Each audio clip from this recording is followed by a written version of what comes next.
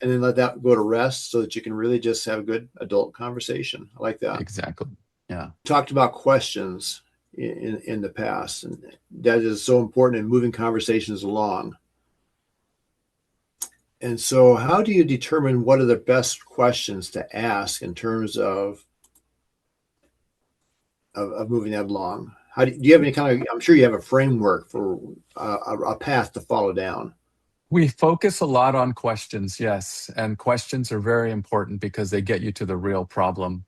And they get the customer to speak, right? So as a salesperson, you should be listening 80% of the time and Right. speaking only 20%, right?